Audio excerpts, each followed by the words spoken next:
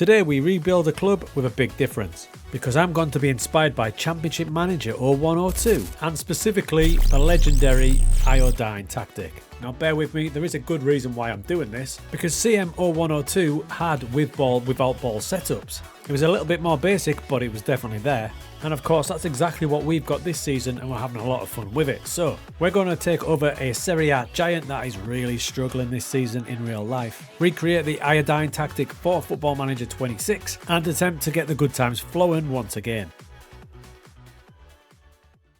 So the goals of this one are pretty simple. It's to get that iodine tactic working like a treat in Football Manager 26, 25 years after it was first created, and of course restore a bit of pride to Fiorentina and get this squad up to scratch. So like we said, in real life they're really struggling, but if you look at the squad, from start to finish, it looks pretty strong with some good experienced heads in there. Striker, 39-year-old Edin Dzeko. I can't believe he's still playing, but attribute-wise, he looks as good as ever. In goals, you've got David De Gea. He's 34, so you can see where we may need to get younger players in, but at the minute, they're definitely good for a season. Having said that, there are some standout young players. Pietro Camuso at centre-back at only 20. He's already valued at 61 to 80 million. And with recognisable players all over the squad, we do have a really good base to work from. And the whole point of this is to use the iodine tactic from Championship Manager 0102. Now 25 years ago it was a simpler time in terms of creating tactics, so I've recreated this the best I possibly can, even managing to find the old school team instructions and some of the player instructions as well.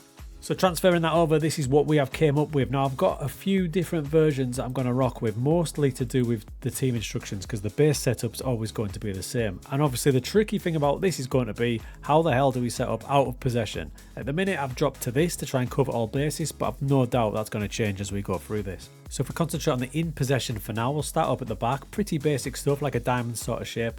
As we progress into the midfield area, you can see the width is supplied by the wing backs, and we've got like a box attacking midfield 4 with a holding midfielder, and by the time we get to the final third, our central striker will be supported by those attacking midfielders. As far as tactics I've made so far this season in Football Manager 26, this is the most, how would you say, normal of the tactics we've created so far. Initial thoughts on the squad, our strength is definitely central defence. I would have no problem picking any two of this bunch here. Similar story for the wing back positions. However, Dodo's a great attacking right wing back. He's going to be great. We don't have any backups though because Tariq Lamptey, brought in from Brighton, out for 9 months, so we're probably going to need a player there. Left back looks strong with Robin Gersons, a bit of an FM legend. Let's see if he's as good this year. And it looks pretty solid in central midfield as well. No massive standouts, but pretty good solid footballers. As far as strikers go, we've got good backup in Roberto Piccoli. Moise Keane's a player that I want to get the best out of, and I'm definitely going to use Edin Dzeko for this season. Will he stay for another season at 40? Let's see how it goes. Now, another key point to this save is I do want to start slowly bringing in Moneyball now that FM26 is getting somewhere close to where it should be. Now, we're not going to have the beautiful pie charts yet. I am trying to find a way to incorporate some of my own, but we can use data, especially using the squad views, and we're going to use that at the end of the season to analyse and to recruit. At the minute, I've just got my squad on the Stinger Squad Essentials view, just so I can have a good look at what I've got. Now, when the games start clocking up, we will drop this down and get in the attack data and the defence data to see who's doing their job and who isn't. Now, it's a bit of a shambles where they are in real life because there is 3 competitions to shoot for this season: Serie A, Coppa Italia and the Conference League, so they did decent last year. And as far as Serie A goes, the pre-season predictions have them in 8th position. That's the sort of place I'll be shooting for in Season 1.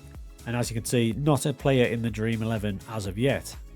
It's also really important to be flexible on the mentality. I do want to attack teams. There's a lot of teams that we can go for, but I am absolutely not scared to drop it back too cautious, and I do want to explore defensive. But I won't lie, this is the one that's causing me a bit of a headache at the minute. Out of possession. I'm not sure if it makes sense yet, and I'm going to have to use this season to try and experiment. As we go to the recruitment screen, I don't like to make too many changes Season 1. I like to give players a chance, but this is what I'm going to be looking for. We definitely need a right back to cover for Dodo, a backup goalkeeper for David De Gea to eventually overtake him, and an extra option in attacking midfield. And we might have to get a bit inventive with this because we've got 14 million in the transfer budget but nothing in the wage budget available. So as targets come up, I might have to do a bit of adjusting. Now, don't get me wrong, if I go into the season like this, I'll just get the both of the tactics up there, I'm quite happy. The starting 11's really good.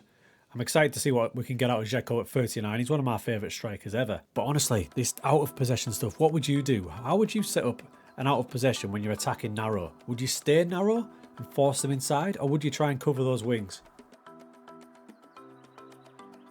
So we're marching into pre-season, and the first thing I wanted to do was sort Moise Kean out. Now he's going to play quite a lot up front in rotation with Dzeko, but his other position, I need him to get more familiar with being a second striker. So that's what we're going to do. We're going to go to training and retrain him to be an attacking midfielder stroke second striker. So pre-season went pretty well. There were some good victories, some good performances against some pretty competitive teams, including a pre-season friendly against division rivals Lazio, where we came out on top 3-1. And there's no time to wait because we go straight into the Europa Conference League playoff system against Helsinki, followed a couple of days later by a tough-looking game against Napoli. Brutal start. And in that Conference League game, I was really impressed with the way we looked. Gersons, the good news is, looks as good as ever. So we're shooting for this narrow system and we need the width to come from the wing backs, and it is from Dodo on the right and Gersons on the left. That looks good. Now at the minute, Gersons has started like an absolute train and he pulls off a lovely ball here to his wing back partner Dodo. In the box we've got 3. I'd like probably one more, so that's something I might look at. One of these 2 attacking midfielders, maybe change their role a little bit to get them involved as well. Not too bad at the minute. Dodo's getting to the byline, which is good. Comes back to him and he supplies the assist. And a classic Dzeko goal. We got a 3-0 win in this one. It was the next game that was a worry though. It was Napoli away from home. I mean, look at the key players, De Bruyne, Scott Mack. The question I was wrestling with was, do I stick with attacking mentality because it went so well in the previous match? Before that, I did seal the deal for a new backup goalkeeper. Stefano Tratti comes in from Sassuolo. So the fee's going to rise to 3 million, but he's only 23 and I think he's got good potential, who could perhaps take over from De Gea one day. With the transfer window closing in, I put a loan move in for Julian Araujo, who's at Bournemouth, to cover that right back slot. And with deadline day arriving, I was still active. And at the last minute, sealed the deal for Tommaso Baldanzi on loan from Roma with an option of 18 million future fee. Quality attacking midfielder, exactly what we need. And there was still time to turn down Brighton's 25 million offer for Dodo. Annoyingly though, I did miss out on Araujo, who joins Brighton, and I've got no time to get a right back in. So just the 2 additions to the squad for season 1, but really happy with them. And then it was the Napoli match. So I was being bold and brave against one of the title favourites, and I'm telling you, this iodine tactic has movement everywhere, and Moise Kean in that attacking midfield slot started to look good. But Gersons looked really good. Maybe because it's early season and Napoli haven't settled yet, but we ripped them apart in the first half. But they are a good team, and just before half time they did strike back. Now of course we lived dangerously in this one, but we were building up from the back really nicely. There's Dodo, Gersons setting off down the left hand side, the lunatic. He's loving his start to the season. Then Moise Kean through to Edin Dzeko, 3-1 by half time. In the second half, Dzeko added a 4th. I mean, a 4-1 win at Napoli, I am in dreamland with that. Dzeko scored again in the Conference League qualifier. Things are looking pretty good. Right, a dream start, but I'm not going to get carried away because I'm guessing Napoli probably underestimated us. So we need to make sure we beat the lesser teams. And that's exactly what we didn't do.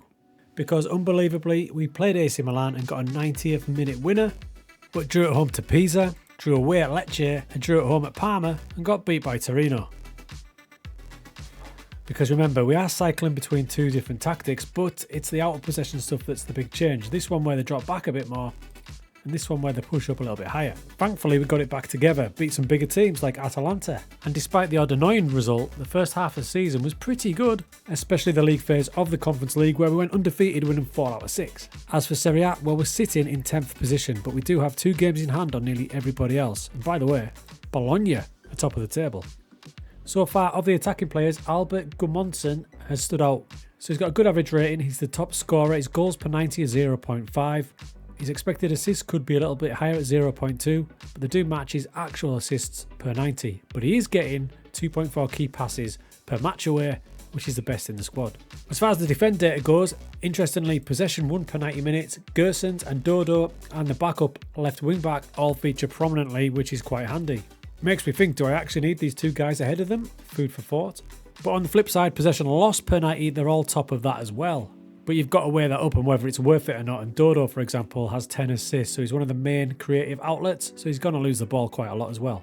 I think it's fair to say that this squad have done enough to have a chance for the second half of the season, so no transfers yet. I want to point out this guy though. This is Abdelhamid Sabiri. He's only valued at 750. He's got decent attributes, but he's bagged 6 goals in 7 matches, right? And if you go to the squad view, goals per 90 is 0.7. So he's top. So you can find some rough diamonds in your squad if you give him a chance. But as always, at this point of the game, the 31st of December, I do like to see who's going to be out of contract next season because we don't have a lot of money to work with. So this is where quick filters come in quite handy. Press that, contract expiring, and now we've got all the players whose contracts are coming up within 6 months. I've got them lined up in recommendation order at the minute, but you can order them in transfer value if you like, or ability and potential. Then we just need to marry them up and not get carried away because there's some big name players here. Kesse, Fabinho, Basuma. But do I actually need them? I've decided to look for a couple of players, a new defensive midfielder, and I'm going to need a striker at some point with Dzeko nearly 50. So I've got 2 bids in for players that will fit the bill. Jonas Wind, striker from Wolfsburg, 6'3", big powerful player, and he's got the added bonus of being able to drop back a bit if I need him to. And I put a move in for Emre Can to try and get him over to Serie A as well. So we went into the second half of the season at a snowy Milan. You're about to witness a beast of a counter-attacking goal. Moise Kean playing up front in this one, giving Dzeko a rest, smashed in the winner. And we thoroughly deserved that one as well. And something was definitely cooking here because then Juventus came to Florence and they couldn't touch this beautiful passing move. That topped off a near perfect January where we won 5 out of 6 and only conceded twice. It's meant after a half a season of tweaking, I am now sold on this being the final version of the tactic. I've even renamed it the Sting Iodine 26. That great January run has shot us up to 4th position and we've still got a game in hand. What is going on? Annoyingly though, it's about to get completely derailed because Dodo's going to Man City. 49 million was deemed too good to turn down. Add to that the fact that both of those transfer targets I went for the summer both turned me down. This is not ideal. So this is every player that's on the transfer list. I'm looking for a quick deal. Mateus Nunes could be an option, but I can't afford his wages. Let's see if we can get him on loan. This is really annoying because Dodo has been one of the best players in Serie A. His open play expected assists and his dribbles mean he's been the perfect wing back. But they've triggered his release clause, so there's nothing I can do. So right this moment you've joined me on a very stressful deadline day because Dodo has just gone to City for 49 million. So I need to get a replacement in with about 10 hours to go. I'm still waiting for a decision on Nunes, so I'm going to have to look elsewhere just in case he bombs me off. I probably should have done this sooner, but I've jumped into the transfer room to see if anyone can offer me a fullback. Stat. By 6:30 there's still no responses. I've definitely left that way too late. Now this might sound a bit dramatic, but whether or not we get Nunes could decide how successful this season's going to be. Absolute disaster. So Dodo's gone to City, and I've got a gaping gap at right back. With the only players able to play there is an injured Tariq Lamptey and centre-back Pongracic. I mean, he's a decent player, but you wouldn't class him as an attacking wing-back, would you? But he might have to be. Now the other option I do have is in the under-20s team. Nicolo Fortini is a natural at left wing-back, but he can do a job down the right, so he's coming into the first team squad. I swear to God, if this issue wrecks our season, I will be raging. So I won't lie, I'm worried going into the rest of the season. But arise, Sir Pongracic, my new massive right wing back. Look at him bombing down the right hand side like prime Cafu. He is my new right wing back. Watch this. And in the 5 games he's played as a wing back so far, he's only gone and got 3 assists, including this one against Inter Milan. In fact, our new elite right wing back and the rest of his teammates had a blooming great time. We even made the semi-finals of the Coppa Italia. Losing 2-0 at Inter Milan in the first leg, it was back at our gaff to try and turn things round. But a bit of sloppy play meant that Inter got the 3rd goal over the 2 legs, and despite a brave effort, we'd come up just short. But our form in Serie A had meant we'd climbed to a shocking 3rd place, just 6 points off the top. I think it's fair to say that Iodine in FM26 is alive and well. So by the time we beat 3rd place Bologna 2-1, we'd managed to climb up to 2nd in the table just behind Roma, ahead of giants Inter, Juve, Milan, Napoli. It's been a dream season for the boys. We've only lost the 6 matches, which is the 2nd best in the league. And unbelievably, Roma lose their last game of the season away at Udinese, but in a match that turned out to be a bit of a nothing match. It ended 0-0 against Lazio. But my God, if you'd offered me that at the start of the season, I would have snapped your hand off. I am baffled how we managed to finish 2nd, but here we are. But my friends, that is not the end of the story. Because that Conference League campaign, which started with us being undefeated in the league phase, saw us continue that form in the knockouts. The semi-final of the Conference League. We came up against German team Mainz. Somehow they managed to scratch a draw out of the first leg. But we got that draw, and it was a returning Tariq Lamptey, his first game of the season I think this was, who supplied the assist late on. And in the second leg it should have been way comfier, but we made the Europa Conference League final in Season 1, which meant the final coming up against Crystal Palace.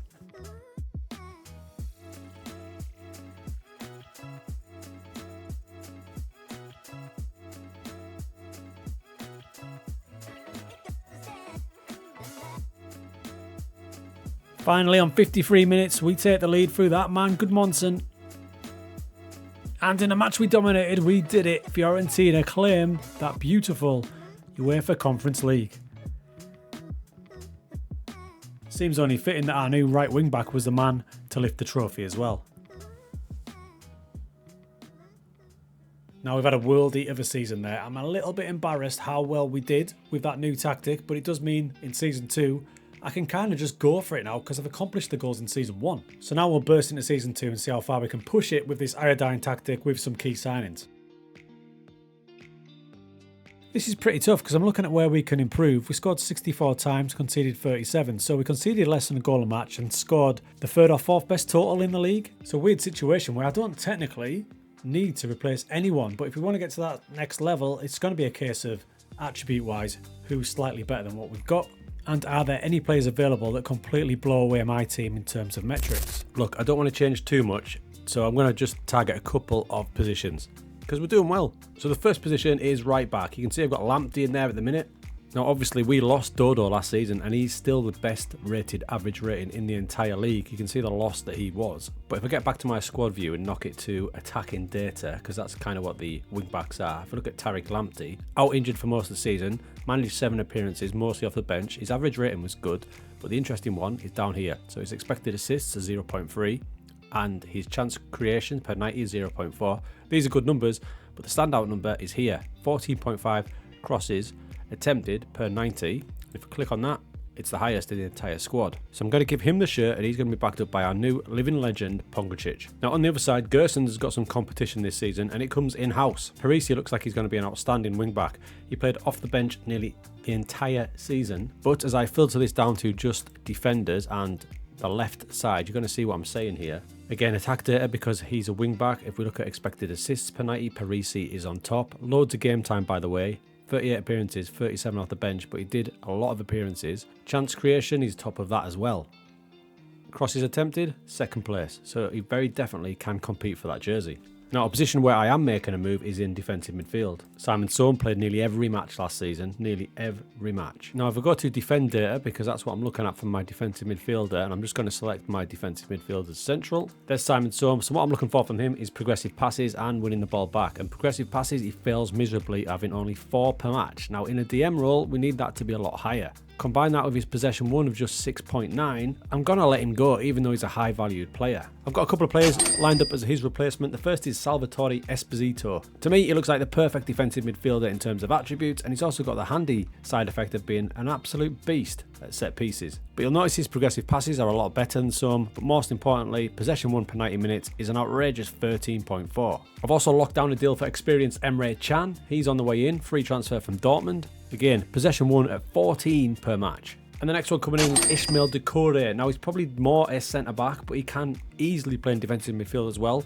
Loads of appearances in Ligue 1. And again, possession 1 out of this world. The only other position I want as a starter is attacking midfield. Now, Baldanzi has the shirt at the minute. My boy Albert from Iceland is the barometer though, because he has been outrageous this season. He's bagged 23 goals, 14 assists. He's been fantastic. Switching to the attack data that you can see is on top there. Non-penalty expected goals, 0.4. So I need people to kind of match his performance in terms of that and expected assists. At the minute, Baldanzi is just below that, but the one that worries me the most is key passes per 90. He's way off.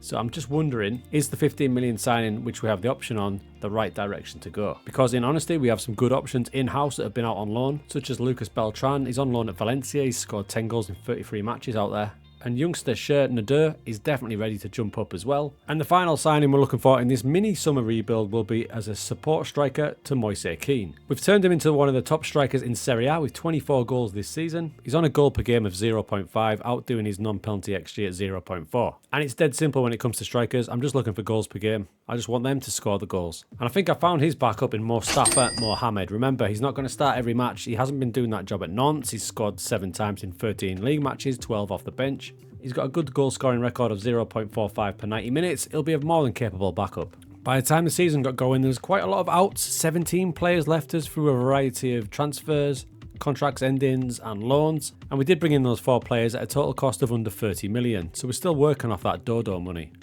Now, I made the decision purely off data not to sign Baldanzi. I know he's good. I'll probably kick her myself, but I'm going to trust the data on this one.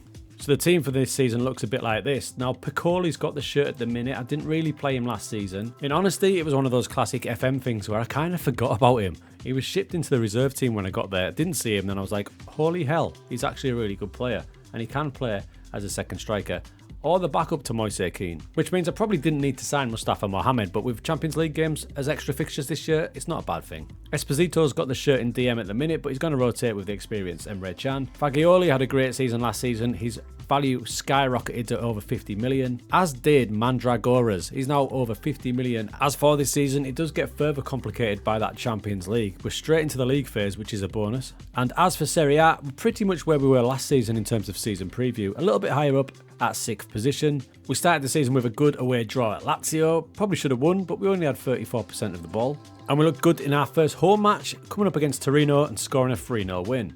But you can see the added complications of the Champions League with the fixture schedule already loading up. Zagreb and Bayern Munich coming up. Goals for the season are pretty simple for my reshaped squad. Maintain a top 4 place because the second season in FM is notoriously more difficult than the first. So into the season we went, signs were good. Lamptey started to make that right back spot his own. But the added pressure of the Champions League put a lot of pressure on the squad. By the midpoint of the season, there's a lot of losses in there, but a lot of those are in the Champions League. Because in Serie A it's going well, we're sitting in 3rd position. Now as for the Champions League, we've had some tough fixtures, Barcelona, Bayern, Dortmund. So in the minute we're down in 25th, but we've still got a chance. Lamptey's given me 7 assists from right back. Keane has bagged 16 goals already. And Beltran back from Valencia, 8 goals, 8 assists. It's always tricky when a team that isn't supposed to be in the Champions League is suddenly in the Champions League, and we are. Now the squad's good. Is it good enough to maintain a battle on 2 fronts? Well, the second half of the season was way better than the first half of the season, much more consistent. We had a good little run in the Champions League and ended up qualifying in 17th, winning 4 out of 8. But that's where we ran into Newcastle and they battered us 4-0 at home. In the second leg though, we were superb, put up a brilliant fight. If only we did this in the first leg. We beat Newcastle 2-0 with 2 goals from Beltran, but unfortunately went out 4-2 overall. As far as the league campaign, it was super solid with some big wins. Just those defeats early in the season had stopped us really pushing on for a potential title run. We had managed to make the Coppa Italia final, beating Bologna 3-0, where we will meet Roma in the final. We've had some big players in these 2 years with Fiorentina, no more so than Moise Kean, all the potential in the world in real life, but for me, my God, 35 goals this season in 49 matches. And Lamptey's value has skyrocketed to 33 million after 13 assists this season, as has Parisi, who's had a good battle with Robin Gersons for that left back spot this season. Team chemistry overall has been really good. I still think this tactic can be improved somewhere. Probably out of possession, because in possession we seem to be doing really well. But anyway, it's time for that cup final. We go into the match without Tariq Lamptey, which is a massive blow, so the legend will have to do his thing again at right wing back. But here we go, the final, the Coppa Italia.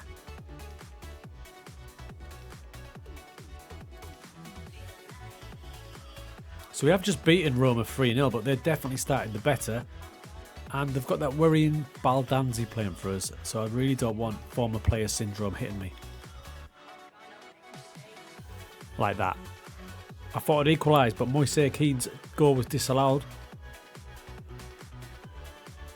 And despite pushing and pushing for an equaliser in the second half, there's no fairy tale this time as Roma take down the Coppa Italia. Disappointing because we should have won that match, look at that. But back in the league we had the job to do, we had to maintain this top 4 spot. It's pretty tight with us, Bologna and Juve. And we sealed that 4th place with 2 draws, 1 against Milan, slightly disappointing against Palermo. But that was the goal to start the season, a top 4 finish, just a bit of a shame to miss out on that Coppa Italia. So overall the iodine tactic served as well in Serie A. It's reinvigorated Fiorentina, a little bit of data here and there, just a little sample of Moneyball of what's to come. Got to be happy with that though. But a nice little revival of a big giant. If you want to see another revival, check out this video I did with Ajax.